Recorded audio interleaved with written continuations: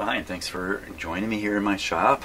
Okay, my last video on this radio was me discovering whether or not there were alignment problems. And surprise, surprise, there are alignment problems. The way it currently sits, the front end tuning does not align with the dial pointer, does not align with the local oscillator. All three of them are in slightly different positions. There's even another tuned circuit in here which I didn't pay any attention to, which I'm going to have to look at too. I think probably an intermediate tuning section. What are the chances that's in line? Pretty small too.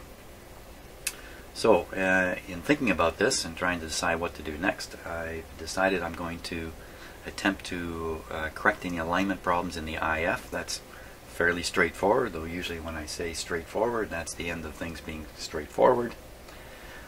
But let's give it a go. I've already got my signal generator connected, but I'll show you in a moment where I've connected it in the circuit. And I was thinking about where to pick up the signal to feed to my little SDR radio so we can see it on a spectrum display. You can see the output of the IF on a spectrum display. And rather than connect it directly, I'm going to try to sniff it out with a coil again and see if we can't just rely on a coil. If we just take a little peek here at the schematic, provided I can remember how to get there. Okay, so we'll take a peek at the schematic here, and this is an AM/FM radio. So in fact, there are two sets of IF circuits through here, two sets of transformers rather. There's an FM one here, an AM one there, and the output from this tube, the mixed output from this tube, is fed through both primary coils. One coil being tuned to 455, the other one tuned to 10.7. And we're interested in the 455 coils. And they're listed here. AM, down here, down here. So I've decided to inject the signal way back here into the 12ET7 tube on the grid here, 7, which happens to be simply the feed more or less coming from the antenna. So into this grid I'm going to feed 455.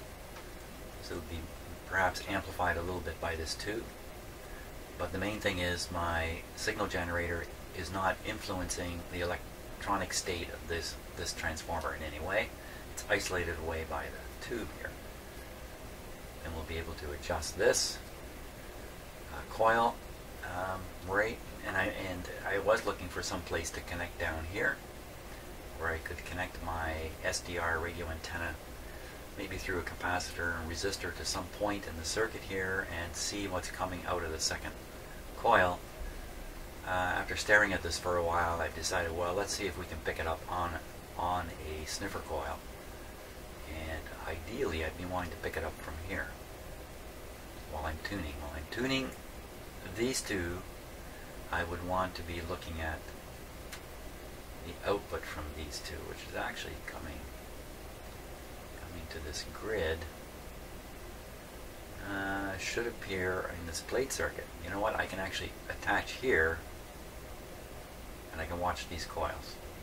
So maybe that's, well, let's try sniffing it. We'll try sniffing it. If we can't pick it up with a coil clear enough, then I'll make some kind of connection up here with the SDR radio antenna. Careful to not feed a big DC voltage, because there's a plate voltage on this line, so I wouldn't want to shove 100 volts into my antenna for my SDR. That might be the last thing I do with it. So okay, let's give that a go.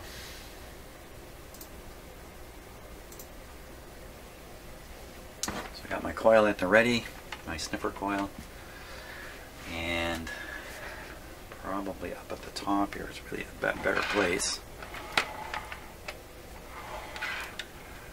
Now the first transformer is going to be one of these two here.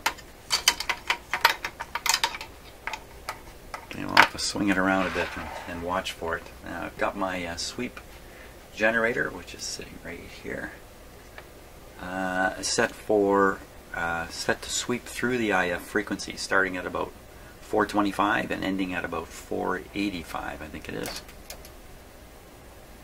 482 is where it's ending, and it's starting at 452, so it's outside of the normal range of the IF response curve. So that should do the trick. Maybe we should take a look at that on the SDR also. Now, why am I not hearing the sweeper? The sweeper's not sweeping yet, so let's just hear it. 1 second sweep rate. Here we go.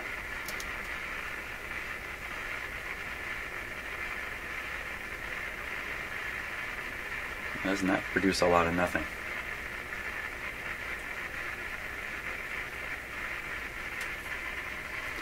Why, my friendly radio, you're not behaving already. Oh, no signal strength.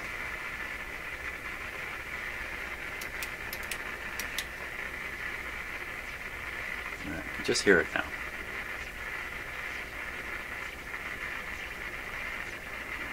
Pretty weak, so what I'm going to do, it's doing a 1 second sweep. We'll boost up the signal by just moving this. Oh, well, that might explain what the problem is. The clip lead came off. How did that ever happen? Okay, that's a little dangerous putting a clip in there. Apparently more dangerous than I realized. Okay, let's see.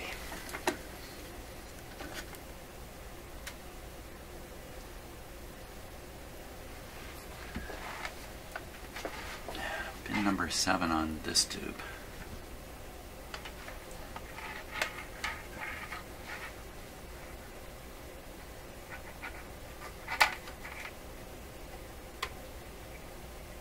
Clip leads. Pretty stupid, but they have a mind of their own. That's the problem with a lot of people, isn't it? Okay, hook this thing back up. I might be included in that bucket. Here we go. So one of the lessons I've learned, it's a hard lesson that I've learned in the last while, is you just can't be rushing at doing alignment work. And I tend to rush things a little bit. Like everybody, I want to get things done and move on to the next thing because I sense there's more fun down the road. And that rushing does not pay off. So as much as I like to make short, efficient videos, I've never made a short, efficient video. Who am I kidding? You know, I have to spend the time on this stuff. So, okay, so now we hear a good strong signal. Now there's no modulation in the signal I'm using. So in fact, what you're kind of hearing, the thunk, is probably an effect of the AVC. Rapidly changing. We'll turn down the level here. There, that's good. I don't want the level going in so strong that it's triggering the AVC. And triggering isn't really the right word, is it? We could say charging up the AVC. That might be a better way of looking at it. So that's good. Okay, so we got the input part apparently working. Now we want to take a look at what that looks like on the SDR. Let's see if I can pull that off. Okay, so here's the SDR. Now I've got it set so 455 is dead center of the screen here. And it's going 10, 20 kilocycles either side. So I think 455, frankly I'm not exactly sure, but I think it should describe a curve something like that. Something like that. Okay. Now let's flip back to the oh, I gotta start it up. Let's start it up. Oh my gosh. How do you like that? Where did I leave the coil? I left the coil just laying near the back of the radio. I didn't even set it up yet. And we got a very clear signal way up here at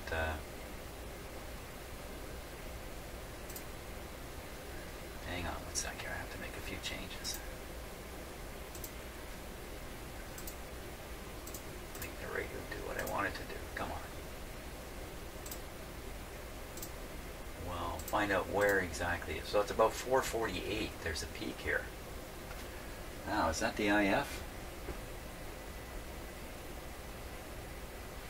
That's a really good question. It's certainly not the size of... well, let's see. I can... I'll shut off the sweep. I'll stop the sweep.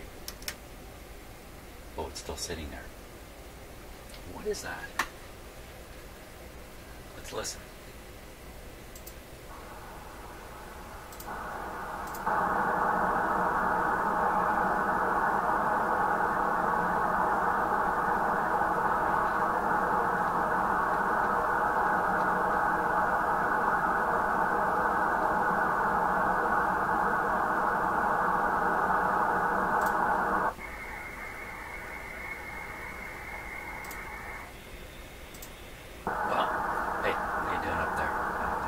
Radio has self-adjusted itself here.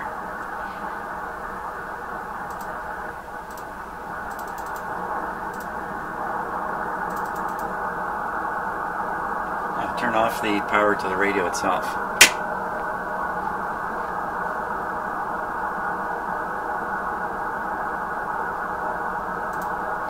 Turn off the sound there. Well, that's kind of mysterious. Here I am once again. I'm on the runway. I got my engines running, and uh-oh, debris on the runway. What is this? Signal. Let me move the SDR coil around a bit. It's absolutely doing nothing. What am I looking at?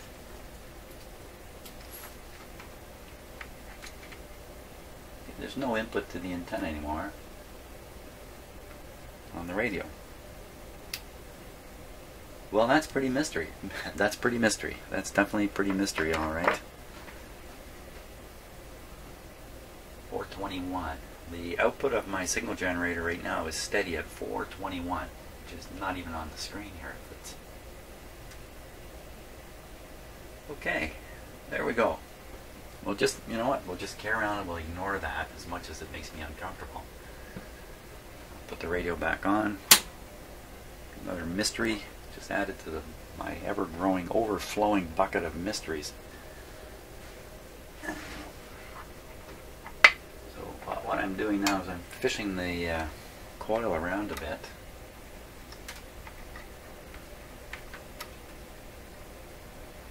Better take a look at what I'm up to. I'm going to try to just see the output from the signal generator first. There we go.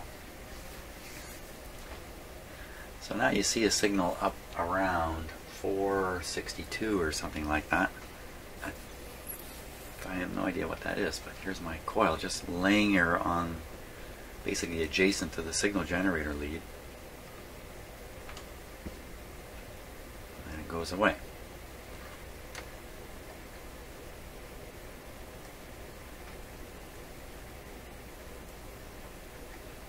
I'd like to see something show up around 455. There's a few things in there.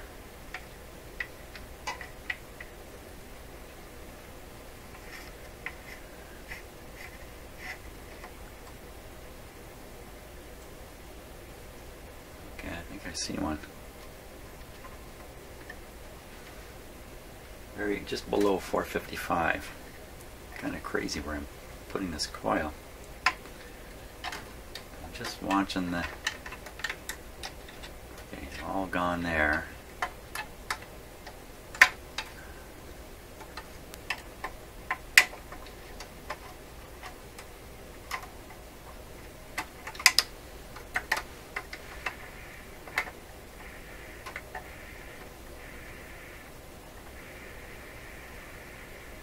Getting too close to these antenna coils, which I think is what those are. See, I'm still in the fiddle stage with how to utilize the SDR. Well, I won't stay in there. I'm running a risk of this metal part shorting out on the chassis here too. I don't want that to happen. That gives us a number of signals, but there's one good one right around 455, which I'm gotta guess is from the IF. How to hold that like that? without holding it like that.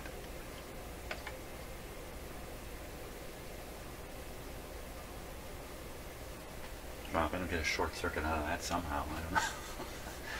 But there we are. We got 455 sitting there.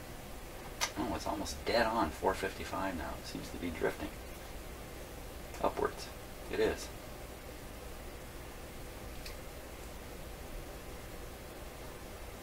Now, why would we even have a signal at 455? I'm not really feeding in a radio signal to be tuned. Or am I? Let's tune this. Oh my gosh. It was sitting on top of a strong signal. Okay, so we want to wipe out the incoming signal at the front end of this radio. And exactly how to do that, I'm not sure, but I'm just going to take these antenna wires and just short them out here. It's either made a nice antenna or it's defeated it. Okay, let's tune the radio a bit. Still all kinds of stuff.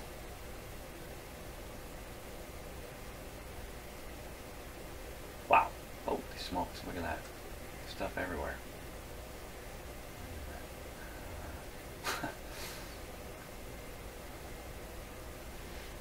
You see you see? I don't know what to say about all that. Oh my gosh.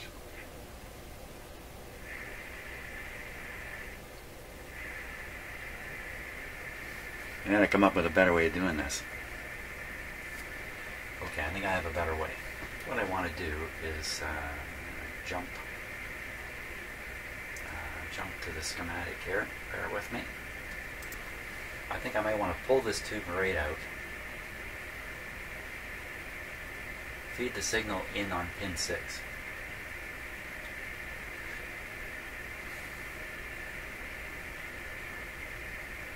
You know, if I hook my instrument up to this line here, I think I'll be affecting these coils too directly. That's basically why I didn't do that in the first place. Pull this out and connect to 6. I'm on 7 here.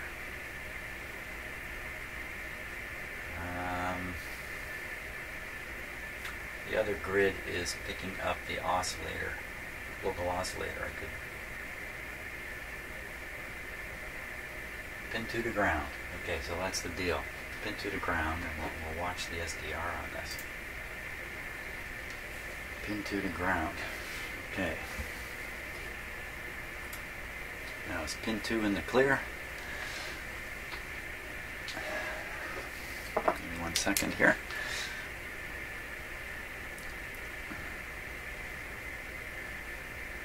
Well, the answer would be no. Trying to get a clip lead in there onto pin 2 without touching something else, pretty much impossible. So pin 2 is a resistor to ground. Oh my gosh, hey, check this out.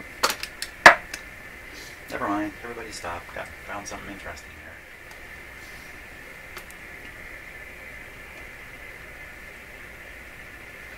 See that blurry little resistor there just above my clip lead? That guy there.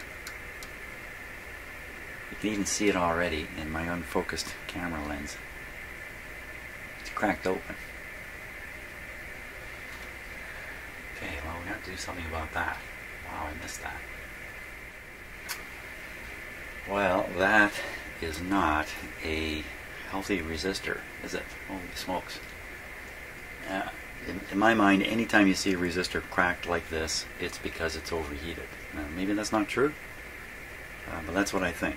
So, why is it overheated? Could be from excess current, because something else is wrong. Often a capacitor can be partially shorted and draw current through a resistor. Or the resistor itself slowly drifted high, and at some point its power dissipation rose up enough to cook it and crack it. That certainly can't be considered reliable. It's got to go right away. I can't continue with that in there. But let's turn off the radio here. Be a good idea. And I'll put an ohmmeter on that. We'll see what happens. we take a little ohmage reading of it. Oh, wait a minute, what was that? That's a brown, black, red. So 1, 0, that's 1,000. Oh, that's typical of a resistor used for kind of fusing high voltage circuits. That's commonly where this is done, or providing a place to make a current measurement, which is another common use. Just bear with me here, I'll get the focus straightened out. Wow. So, did I not do a very careful inspection in the back of this radio? You know, the more and more I work with it, I'm thinking I really spent my time on the record player on this. I didn't put a lot of effort into here. I changed all these capacitors, all the yellow ones. I don't think I spent an awful lot of time looking at it. I guess that's my excuse for having missed that, because it's kind of easy to spot. So we think it's 1,000.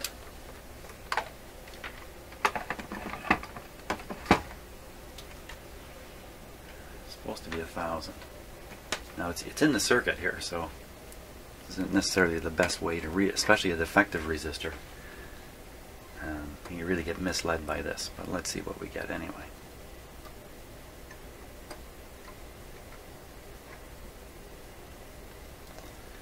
So that's reading 170.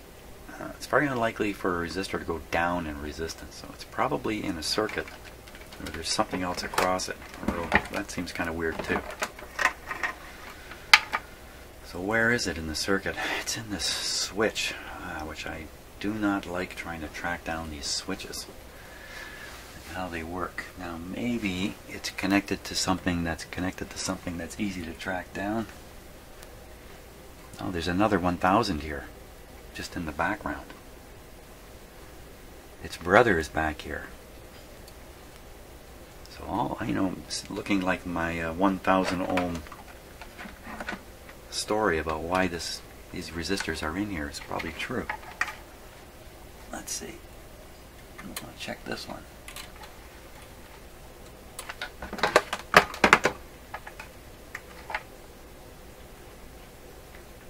Right to the same spot here.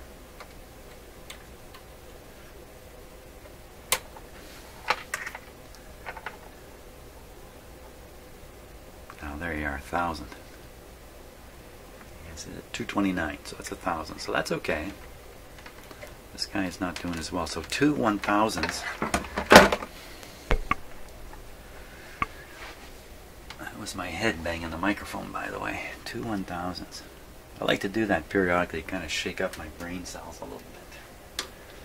Okay, let's look and see if we can spot 2,000s coming from the same position right off the switch. This could be a little bit tricky. What's new on that? Okay, I'm looking for 2 1,000 ohm resistors. Here's one here. Oh my gosh, see, this ties into this line. See, here's another 1,000. There's probably even more of them. 3,500. Million. There's 1,000 there. There's 1,000 there. See, here's 2 that are connected together. Are they related to the switch at all? Oh, look at that. Connected to the switch. One leg on the switch. Well, see the other leg on the switch. This is probably it. This is probably the guy right here. Third wafer. Third rear. 3R means third wafer rear side. Pin 6. Third wafer rear side. And what is it? So here we see the 220 volt line coming along, going through basically an on-off switch here. When it's on, power this. It looks like it's just powering the radio circuits. So then we feed to the plate, just as I thought, and here, no doubt, yep, through the coils to the plate. So this guy is essentially protecting these coils. And holy smokes, if he took a shot enough to burn them up, then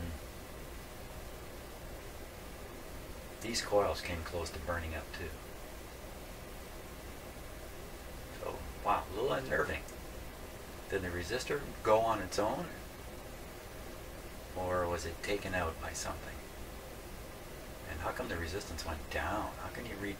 So if this is the resistor in question, I have my ohmmeter leads across it here. Why would that result in a very low resistance? We're going to cut this guy out anyway, so I'll be able to measure him out of circuit, so I'll stop thinking about that.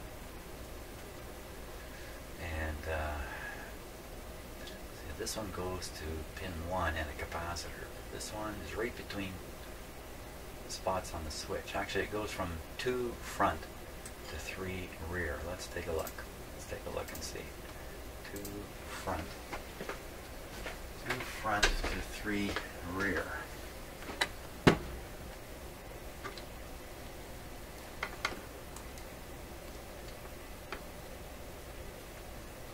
Get my camera aimed up here nicely.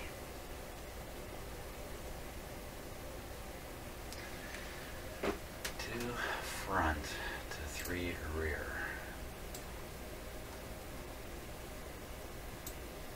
Okay, so who's the front here? Front and rear. Well, okay, we'll have to assume that front is over this way. If I just back up a little bit and look, you can see that this is the side of the radio.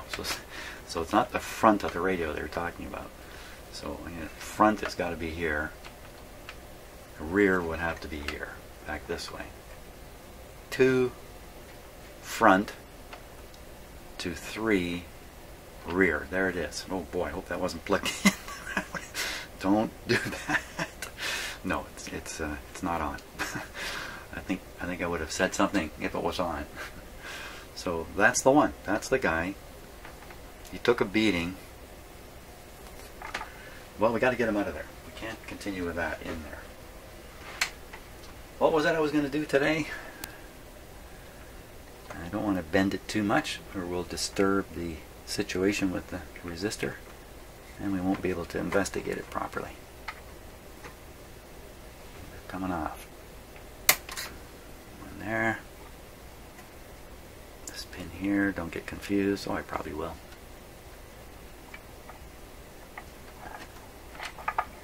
There we go. Is that 1 wire or is that 3 wires I just cut? Just 1 wire. Here he is.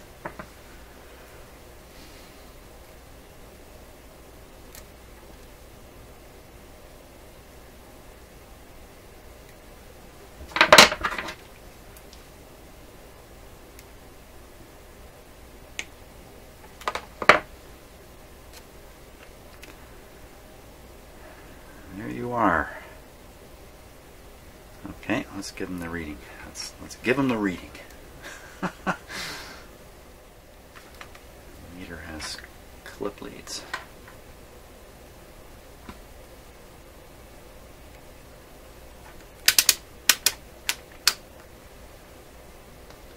Okay, it's supposed to be 1,000.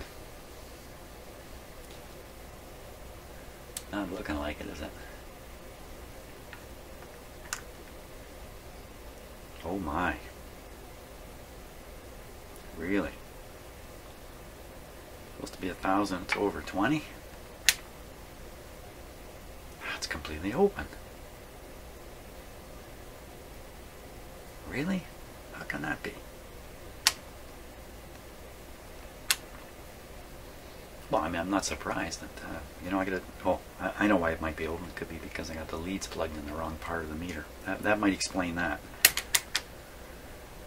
As I said before, I had an electronics professor when I was in college who held up a meter, something like this one. Mind you, we didn't have meters quite this good back then, but something like this at the front of the class while we were all working on a lab, and he called our attention and he held it up and he goes, "Does anybody know what the problem is with these meters?" I don't know if there were any guesses or not. I think we were all kind of wondering, whoa, what are you asking us?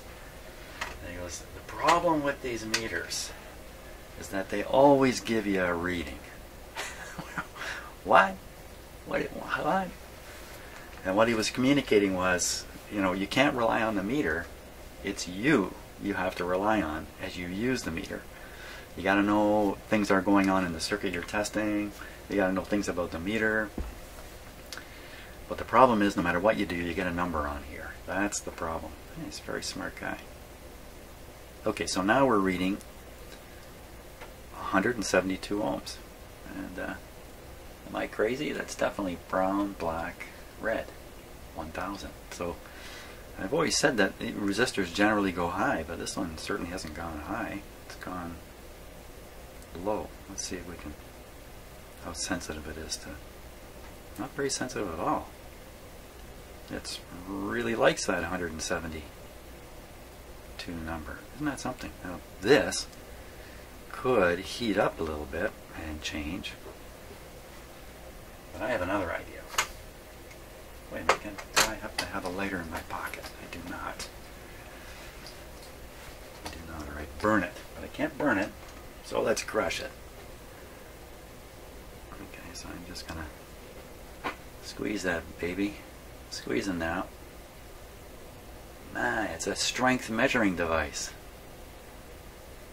So I'm squeezing not so hard, kind of moderate, kind of putting the kind of pressure you'd put on something when you're going to pick it up and hold it fairly firmly. Squeeze a little harder, and I got to put on my glasses here. So it's not stable. I'm sure if you grab an ordinary, I'll let go on the pressure now. If you grab an ordinary resistor and do this, I don't think. Yeah, now it's a 191 ohm resistor.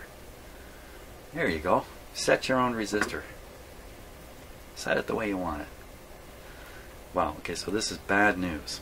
A, if it's supposed to be 1000 and it's not, and it's gone low, it's probably not interfering with the operation of the radio, but it's not providing the kind of protection that it should. And the fact that it's cracked open means it's been called into duty at least once. For some unknown reason, who knows? Who's to say? Seems to me if it goes down in value, the I squared R is going to go down, but the amount of current flowing in here is not controlled by this little resistor. It's controlled by the rest of the circuit. So you get same current flow going through here, everything operating the same. The power dissipation in here would go down. They'll cool it off as its resistance fell. You know, in other circuit arrangements, quite the opposite might happen. If this were to go down, it might draw more and more and more current, and in the end, the I squared R, because the I may go up, the I squared part would generate more and more heat in this thing, but not this one. If it had gone up in resistance, then I'll bet you its heat dissipation would have gone up, and this thing would have just kept going until it smoked. It would have gone, could have gone in a fraction of a second under that condition, kind of like a thermal runaway sort of deal. So that's the story on that one. Better put that right into the garbage with all the other dead bodies that are in my garbage here. So we'll stick a 1000 in somewhere. Somewhere it goes in here. Stick 1000 somewhere in there. Get back to it. I'm going to put these insulating sleeves back on.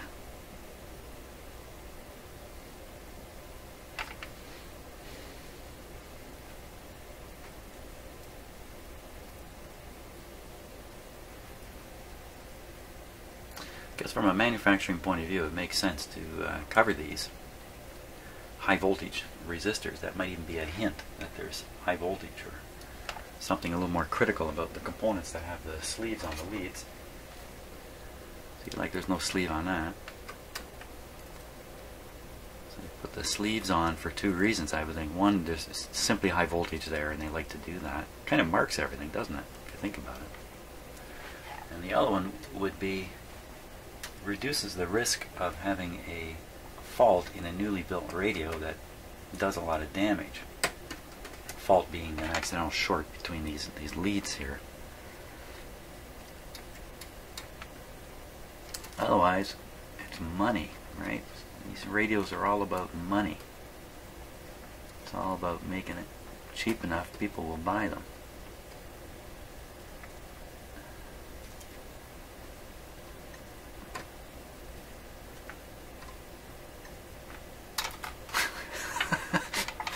That was one squeeze too far there. That's it. You know, you really don't want to work these leads a lot. You're working them right at the body of the component. That's not good. Oh my gosh, now I put these on here, I can't hold on to that part.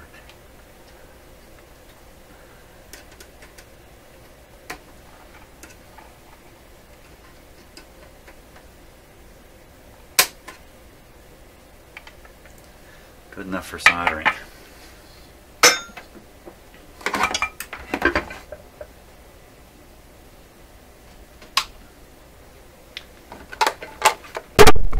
Oops, sorry about that. Locked my microphone again. Not with my head this time though.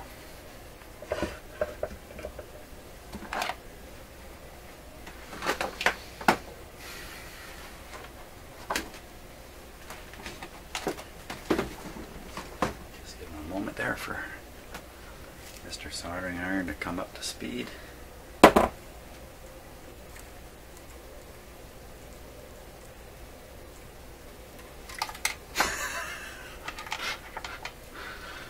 He's making a break for it.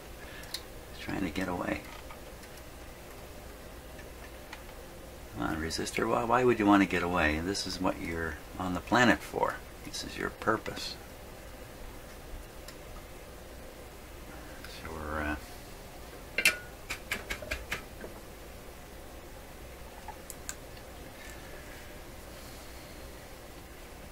You're what? I don't know. I'm not going to finish that one. Your station in life, I could say that.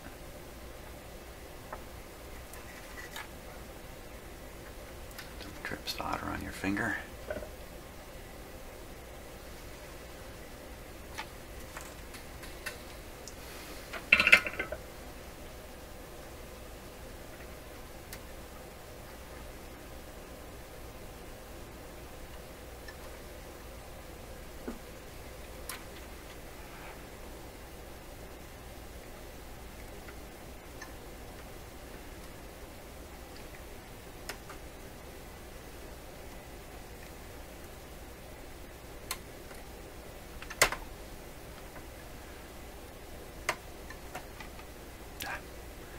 Probably solder that, you know,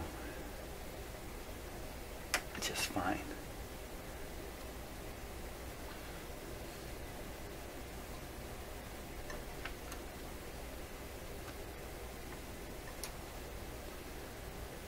Another case of over fiddling here.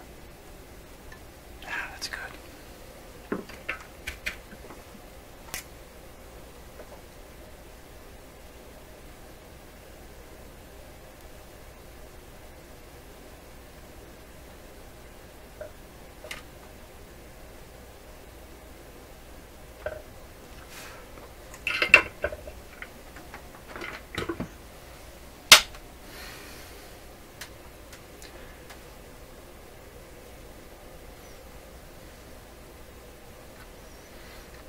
Okay.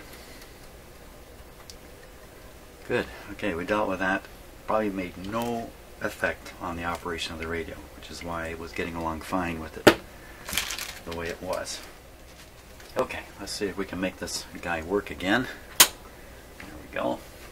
I'm sure it's going to work. I can't imagine there's a problem. Maybe it's going to fry right away. Maybe.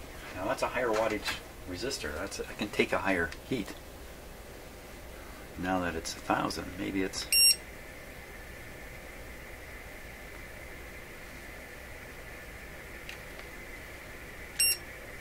My bench is 22. Nothing happening there.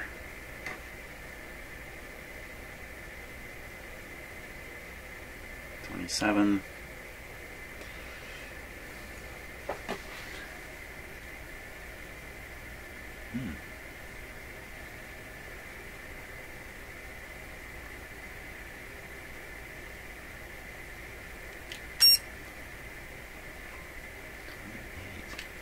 Something in here.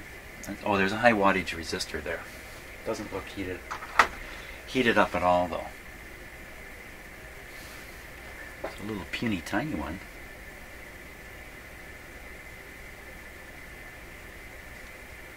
I don't think so. Very hard to tell with the end of your fingers if things are hot. By the time you know what's going on. You've already burned yourself with your fingers. So the best thing to use, the most sensitive spot on your body, in public anyway, is your upper lip. Your upper lip. So what you can do is stick your upper lip inside this radio. See if anything's hot. You can do that. I'm not going to do that. So radio's working. Nothing going wrong. Resistor not overheating.